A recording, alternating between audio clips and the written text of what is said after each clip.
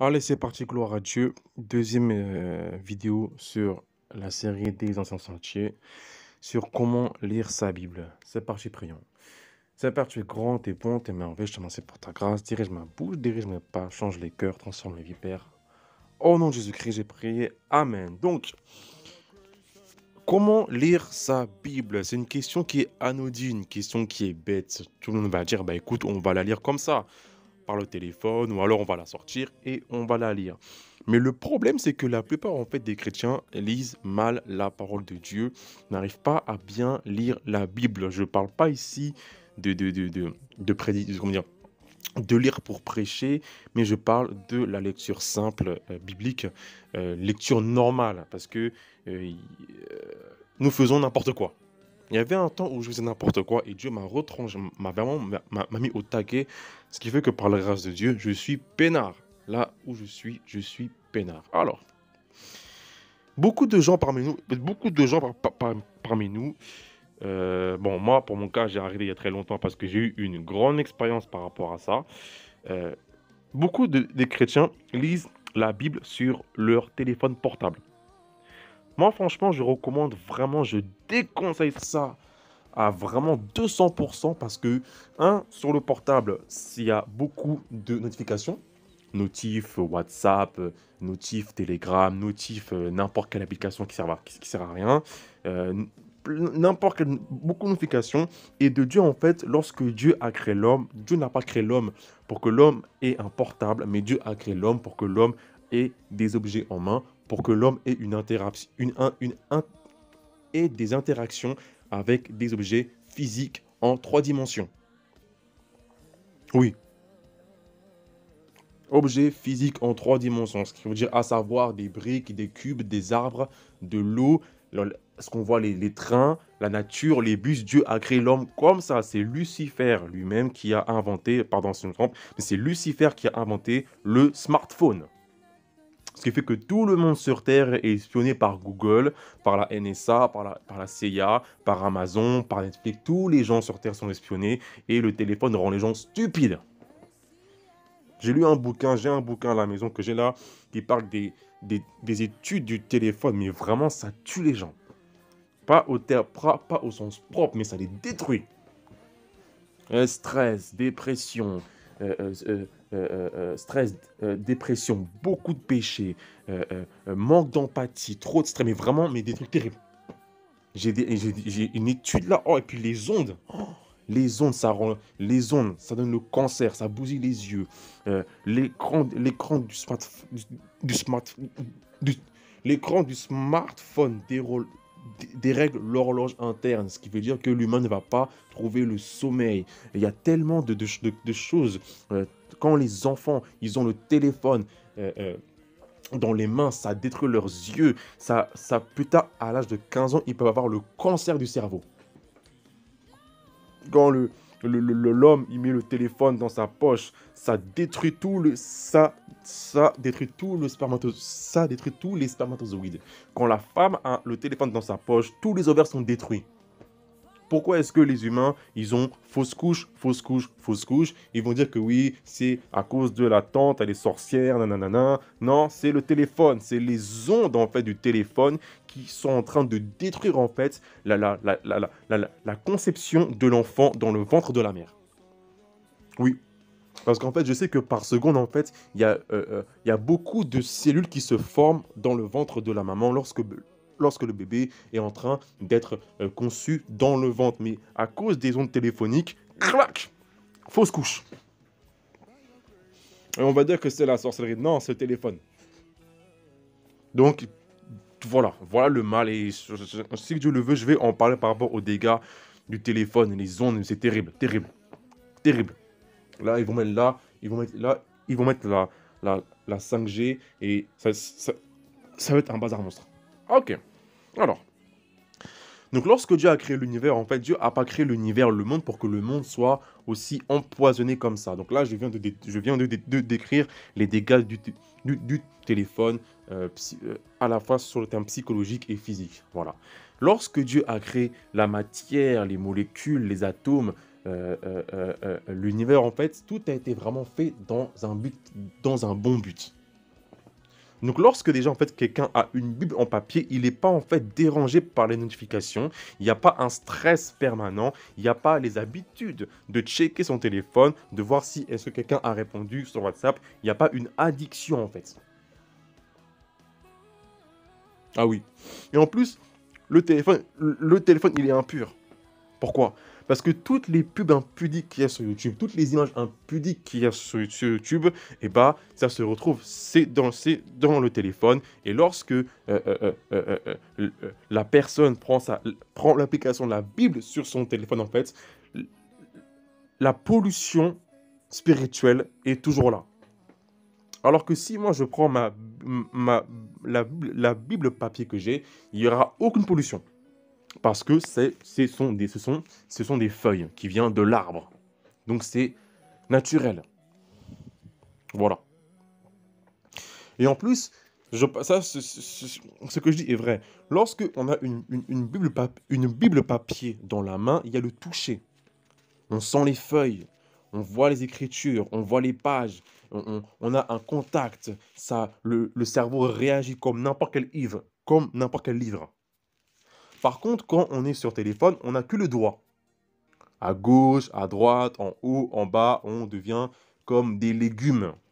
Comme des légumes.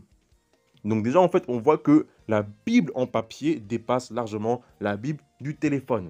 Et pourquoi est-ce qu'un chrétien va lire sa Bible sur son téléphone alors que c'est Lucifer qui a créé ça? Pourquoi est-ce qu'il ne va pas lire la Bible en papier alors que c'est Dieu qui a créé ça pour son bien? Un jour, quand j'étais il y a longtemps, fort longtemps, hein, quand j'étais dans le RER, en fait, j'aimais bien lire ma Bible, voilà, le matin. Et donc, je lisais sur mon portable. Voilà, comme tout le monde. Sauf qu'un jour, je ne sais pas pourquoi, j'ai voulu prendre ma Bible en papier, que j'avais comme ça sur moi.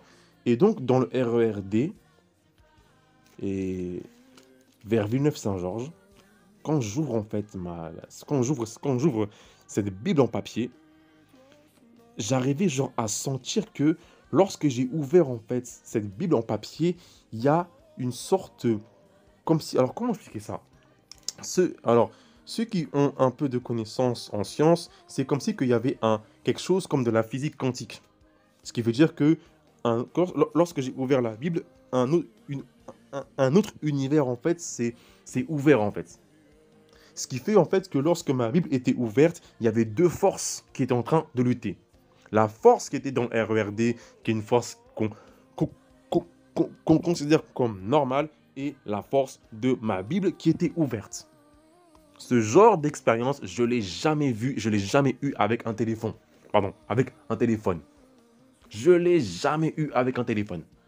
Donc j'arrivais vraiment à sentir en fait deux puissances, la puissance de la parole de Dieu ainsi que la puissance des ténèbres dans le train qui est en train de lutter parce que j'avais ouvert ma Bible en papier, pas téléphone.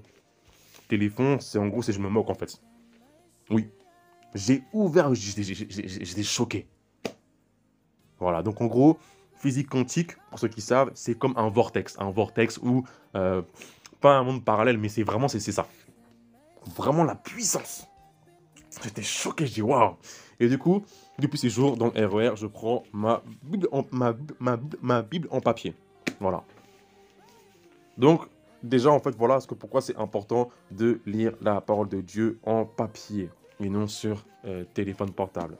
Alors, quelques clés, quelques conseils en fait pour bien lire sa Bible. Alors, avant de se coucher, alors au moins minimum 20 minutes par jour à lire le matin et le soir. Voilà. À lire le matin et le soir, voilà. Et le soir avant de se coucher, ce que je recommande vivement de faire, c'est très conseillé à faire. C'est comme tous ceux qui ont passé les études et que si tu veux avoir demain au contrôle une bonne note, il faut que tu apprennes, il faut que tu révises tes cours bien comme il faut avant de te coucher. Comme ça, tes cours vont rester dans ta tête et demain, tu auras une bonne note. Ceux qui étaient les bons à l'école, c'était leur technique pour être les premiers. Voilà. Et bah, il faut faire pareil pour la parole de Dieu. Ce qui veut dire que lorsque vous vous couchez, le téléphone, il est éteint. Il est éteint et vous lisez la parole de Dieu en livre papier. Voilà. Au moins 20 minutes. Et la parole de Dieu, la puissance de la parole de Dieu, avec le corps qui va toucher les feuilles, etc., ça va agir dans l'âme, ça va agir dans l'esprit et ça va agir lorsque la personne va se coucher. Comment savoir si tu as fait 20 minutes? Eh bien, tu lis la Bible sans t'arrêter. Sans t'arrêter et du coup, tu développes une habitude, ce qui fait que tu lis la Bible vraiment long avant de te coucher la nuit et tu es peinard. Et toutes les impuretés qu'il y a dans ton cerveau que tu as vues durant le jour, toutes les femmes impudiques que tu as vues durant le jour, tout ce que tu as entendu, le fait que tu as lu la Bible en papier, sans téléphone avant de te coucher, et que tu t'es couché ayant lu la Bible, ça va purifier ça. Par contre, sur téléphone, non. Parce que sur téléphone, pourquoi? Quand tu as fini de lire la Bible, hop, tu appuies, bouton, menu. Donc du coup, tu interagis avec ton téléphone. Donc tout ce que tu as lu, en fait, dans ton esprit, il est perdu. Et ton cerveau, en fait, il va commencer à réfléchir, à réagir sur ton téléphone. Et du coup, tu vas commencer à éteindre le téléphone, ou pour ceux qui dorment sans éteindre leur téléphone, tu vas le mettre, en veille, voilà, et c'est n'importe quoi. Mais en plus, quand tu dors avec ton téléphone qui est allumé, ton cerveau n'arrive pas à dormir comme il faut. Ton cerveau, il travaille encore. Ah oui, voilà pourquoi est-ce que c'est bien de lire la parole de Dieu en papier. Ton cerveau travaille encore. Il faut que le cerveau soit éteint. Dieu a créé le sommeil pour que l'homme puisse dormir. C'est vital de dormir. Et quand tu es là avec ton téléphone, tu dis c'est bon, je mets en veille à cause du réveil, ton cerveau n'arrive pas à dormir. Donc tout ce que tu as lu dans la parole de Dieu, paf, effacé. Ah oui, c'est terrible.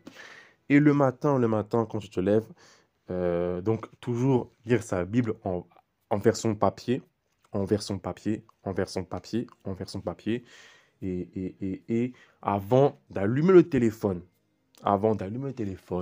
il faut attendre au moins 20 minutes pour que l'Esprit de Dieu puisse bien travailler comme il faut dans l'esprit. Parce que si directement vous rallumez votre portable, tout ce que l'Esprit de Dieu est en train de faire, ça part comme ça.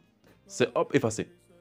Parce que le cerveau va oublier la parole de Dieu et va se concentrer sur les tâches du téléphone, à savoir voir qui m'a parlé sur WhatsApp, qui m'a parlé sur Facebook, qui m'a parlé sur Telegram. Vraiment des choses qui sont futiles. Il y a beaucoup de gens à la fin qui vont être jetés en enfer à cause de ça. Parce que leur téléphone est devenu leur Dieu. Et que lorsque Dieu était en train de travailler dans leur âme et dans leur esprit à travers la parole de Dieu, eux-mêmes, le fait qu'ils ont allumé leur téléphone, ils ont détruit l'œuvre de Dieu pour leur salut. Là, j'ai l'impression que ce que j'ai dit, c'est pas moi qui parle. Je répète ce que je viens de dire par rapport à ça, c'est pas moi qui parle. Ok? C'est comme dans la parole de Dieu où lorsque Jésus a dit aux pharisiens, les prostituées et les publicains vous devanceront parce que eux, ils ont écouté Jean. Et que vous, par votre orgueil, vous avez... alors là, je paraphrase. Vous avez réduit à néant le plan de Dieu pour vous et pour votre salut. C'est exactement ce qui se passe. Et il faut savoir qu'on est dans une période où le temps joue énormément. Ce qui veut dire quoi? Ce qui veut dire que des fois, il y a des gens, moi des fois ça m'arrive, hein, des fois je me dis qu'il faut que je lise beaucoup de pages pour que mon esprit puisse être ressourcé, parce que sinon, il me manque quelque chose dans mon âme. Et si il me manque quelque chose, je risque de rater l'enlèvement. Oui, moi, ça me le fait ça. Des fois, je me dis, bon sang, il faut que je lis vite, il faut que je lis encore, j'ai besoin de lire, encore, et je lis. Après, c'est bon. Ah oui, hein. Ça met du temps hein, de lire. Ça met grave du temps. Donc voilà comment ça marche. Alors, ceux qui veulent se poser pour prendre un cahier, pour gratter comme pas possible, pour décoder, faites-le, c'est très bien. Mais faites-le sans téléphone portable. Et lorsque vous avez passé 1 heure, 2 heures à gratter, décoder sur un cahier, bien sûr, avec une Bible en papier, vous restez 1 heure allongé à rien faire, ou alors vous faites des activités, mais vous ne touchez à aucun écran, sinon tout ce que Dieu est en train de faire dans votre esprit, ça va être détruit. Et à la fin, Dieu va vous dire pourquoi tu as fait ça. Et après, boum, au feu. Donc, écoute, tout ce que je dis, c'est l'expérience. Tout ce que je dis comme conseil, c'est l'expérience. Alors, qu'est-ce que je voulais dire qui était intéressant? Donc, attends 20 minutes. Qu'est-ce que je voulais dire? Ça. Ah oui, alors voilà. Ça, c'est une clé super importante. Il y a beaucoup de gens qui ont chuté par rapport à ça. Je critique aucun homme de Dieu. Lorsque un serviteur de Dieu est appelé à être prédicateur, en fait, il va bien sûr lire la parole de Dieu, mais il va lire la Bible pour les autres, pas pour lui. Ce qui veut dire qu'il va prendre des versets pour prêcher tel dimanche, nanana, et il va prêcher. Et parce qu'en fait, le serviteur de Dieu, en fait, il a prêché et qu'il a lu la Bible pour prêcher, il pense qu'il est justifié. Alors que non, en fait, c'est pas comme ça. Hein. Moi, avant, quand je voyais les témoignages de serviteurs de Dieu qui sont devenus arrogants, têtus, qui ont chuté, je me dis, mais comment ça se fait? Pourtant, ce sont des gens qui prêchent, nanana, comment ça se fait? Et du coup, je me suis rendu compte que, bah en fait, ils ne vivent pas ce qu'ils prêchent, ou deux, le cas le plus grand, c'est que lorsque ils prennent un verset et qu'ils décodent, par l'Esprit de Dieu, parce que c'est bon, le reste, ils vont l'oublier. Est-ce que vous comprenez ce que je veux dire ou pas? Parce que eux, ils vont décoder un verset pour faire un message de Dieu. Eux, pour eux, c'est la parole de Dieu pour eux. Alors que non, c'est pas comme ça. Si tu es un serviteur de Dieu, mon frère, tu prêches, il faut qu'il y ait la parole de Dieu à la fois pour le peuple, mais aussi pour toi. Donc, ce qui veut dire que quand tu décodes la Bible pour le peuple, c'est pour le peuple, mais il faut que tu aies un temps, au moins 20 minutes avec Dieu pour ton âme que pour toi. Et pour ça, il faut lire beaucoup le Nouveau Testament. Pourquoi est-ce qu'il faut lire le Nouveau Testament? L'Ancien Testament, c'est à la fois la loi de Moïse, c'est ce qui est vraiment très, très intéressant. C'est aussi les histoires, c'est les prophètes, c'est les psaumes, les proverbes, vraiment très, très intéressant, c'est Genèse. Mais dans le Nouveau Testament, ce qui est bien, c'est qu'il y a la pureté, il y a les vrais principes de Dieu, il y a le vrai enseignement par le paradis. Ce qui veut dire que si quelqu'un, en fait, lit la parole de Dieu, si quelqu'un lit la Bible plus l'Ancien Testament que le Nouveau, il risque d'aller en enfer. Parce qu'en fait, quand tu lis l'Ancien Testament, il n'y a pas de notion d'impudicité, il n'y a pas de versets comme Or, les œuvres de la chair sont celles-ci, adultère, impudicité, nanana. Non, il n'y a pas ça. Il n'y a pas des versets comme Ne savez-vous pas que les impudiques, que les voleurs, n'hériteront pas du royaume de Dieu? Il n'y a pas des versets comme Faites donc mourir les membres qui sont sur la chair, à savoir l'impudicité, l'impureté, les passions et les mauvais désirs et la convoitise. Bref, il n'y a pas ça. Par contre, il y a les histoires. Donc moi, vraiment, ce que je recommande de faire pour vous, c'est que le matin, quand vous vous levez, vous lisez le Nouveau Testament. Voilà. Même si ça se répète, tu as fait Matthieu, Marc, Luc, Jean jusqu'à Apocalypse, et bah tu recommences le mois prochain. Tu fais pareil. Et le soir avant de te coucher, tu peux lire les histoires de la Bible dans l'Ancien Testament. Et si vraiment t'es un chaud, t'aimes bien disséquer, et bah l'après-midi, va disséquer, ou alors le soir avant de te coucher, va disséquer. Mais par contre, moi ce que je dis, c'est que la lecture du Nouveau Testament, tous les jours, elle est plus qu'obligatoire. Parce que tous les jours, il y a le rappel par rapport à l'impudicité, il y a le rappel par rapport à la pureté, il y a le rappel par rapport à la chair, Quand les gens ils lisent l'Ancien Testament, tous ces trucs de la chair, c'est oublié. Ils vont connaître la loi, clac, clac, clac, eh oui, Esaïe, non, non, prophétie, Amos, non, non, non, non, mais par contre, tout ce qui est impudicité, ils vont oublier. Et du coup, c'est comme ça que j'ai compris, en fait, bah voilà, quoi, que il y a des serviteurs de Dieu qui tombent dans l'impudicité, dans l'arrogance. Parce qu'ils ont tellement focus sur prêcher pour les autres, et aussi qu'ils ont oublié le Nouveau Testament qui purifie vraiment plus que l'Ancien. Voilà, boum. Et du coup, comme ils prêchent et que les gens disent Amen, et que c'est un message puissant, tout va bien. Alors, pardon, je sais pas. Le monde est beau, tout va bien. Du coup, paf, et ben non, en fait, boum, à la fin, tu vas en enfer. Donc vraiment, j'insiste, Nouveau Testament, c'est à lire tous les jours. Quand vous lisez l'apôtre Paul, dans toutes les lettres d'apôtre Paul, l'apôtre Paul parle de la chair. Et le combat qu'on doit mener pour le paradis, c'est par rapport à la chair. Dans l'Ancien Testament, le mot chair n'existe pas. Enfin, il y a le mot chair, mais c'est pas pareil par rapport à la chair que par l'apôtre Paul. L'apôtre Paul parle de pureté. L'apôtre Paul parle de sainteté. Dans l'Ancien Testament, les gens qui vivaient dans l'Ancien Testament avaient déjà ces notions-là, sauf que c'est pas indiqué. Donc voilà pourquoi est-ce que les gens et tout, et ça, j'ai compris, hein. J'ai compris, et par la grâce de Dieu, c'est ce qui m'a fait tenir.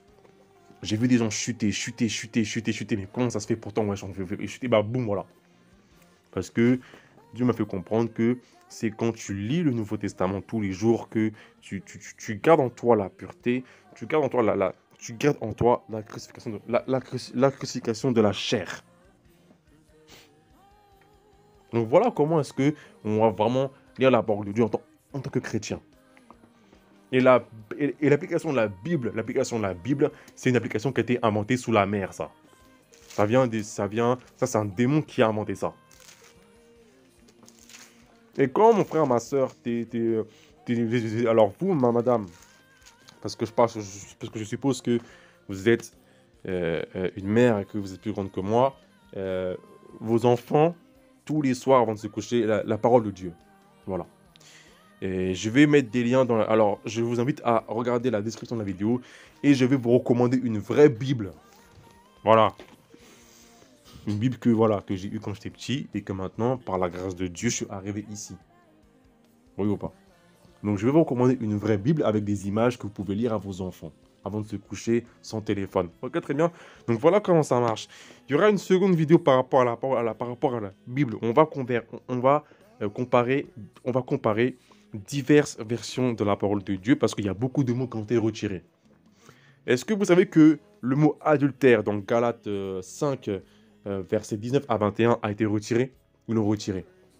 Galates 5, 19, 21. Dans les vieilles versions, il y a le mot fornication, adultère. Dans les versions années 2000, ils ont retiré fornication, ils ont mis impudicité. Impudicité et fornication, c'est pas la même chose. Impudicité, c'est quand la personne elle est mal habillée. Ça, c'est impudique. Mais par contre, fornication, c'est avoir une relation sexuelle hors mariage. Et ça, dans la Bible en français, ils l'ont retiré.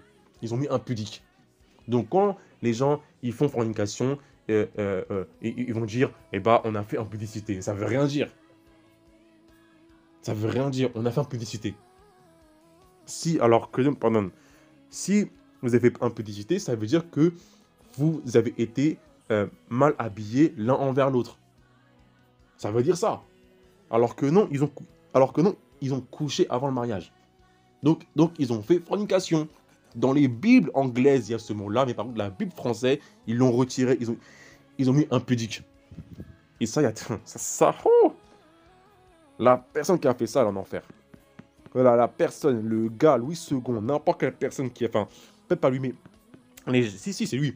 Louis II, ces gens-là qui ont retiré la parole de Dieu, qui ont modifié la parole de Dieu, ils sont en enfer. Bah oui.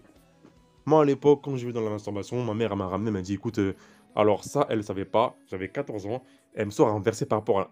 Elle me sort un verset et elle me dit impudicité. Et moi, j'ai pas compris. C'est quoi impudicité? Et elle savait pas en fait.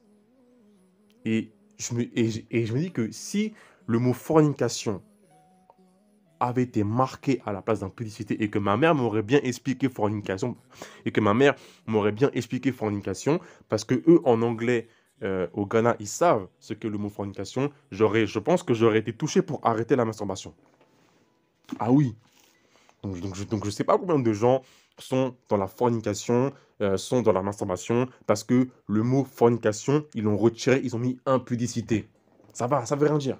Donc, prochaine vidéo par rapport à la Bible, on va comparer des versets, versets bibliques. Donc moi, j'ai comparé, hein, comparé des versets bibliques avec les Bibles récentes, année 2015, année 2000 et année, à l'époque, des années 1600. Donc une Bible qui a 400 ans, qui est encore sur le commerce, que quelqu'un a réussi à traduire en français. Bon, alors j'espère que c'est bon pour vous.